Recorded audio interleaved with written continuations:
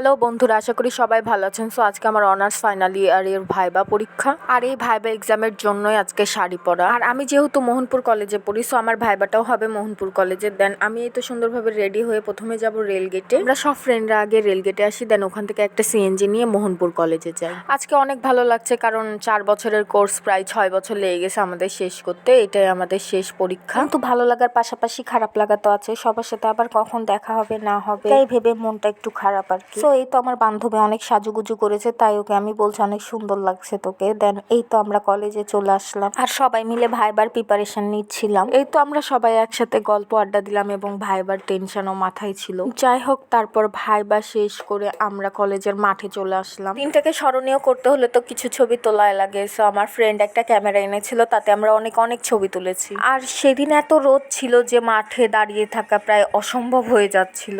দেন তাড়াতাড়ি কয়েকটা ছবি তুলে আমরা কাচ্চি ভাইয়ে চলে যাই। আমরা আগে থেকেই প্ল্যানিং করে রেখেছিলাম যে ভাইবা শেষে আমরা কাচ্চি ভাইয়ে যাব। সো এই তো আমরা কাচ্চি ভাইয়ে চলে আসলাম। এই তো আমার বান্ধবী গরমে পুরাই শেষ, তার তো এসি ছাড়া চলেই না। আর এদিকে আমি চিন্তা করছি কাচ্চি কখন আসবে। আর পুরা কাচ্চি ভাই আজকে অনেক ভিড় ছিল। তারপরে এই যে এরাও আমাদের সাথে সাথে অপেক্ষা করছিল যে কাচ্চি কখন আসবে। সবার অবস্থা খুব খারাপ হয়ে গেছিল খিদাতে। 8টার দিকে বের হয়েছিলাম, এখন প্রায় 3:30টার মতো বাজে। সারাটা দিন না খেয়েছিলাম, এতে দেখতে দেখতে কাচ্চিও চলে আসলো। আমরা সবাই কাচ্চি খাচ্ছিলাম, আর আমার ফ্রেন্ড সাব্বির সে কাচ্চি খায় না, সে প্লেন পোলাও আর গরুর রেজালা নিয়েছিল।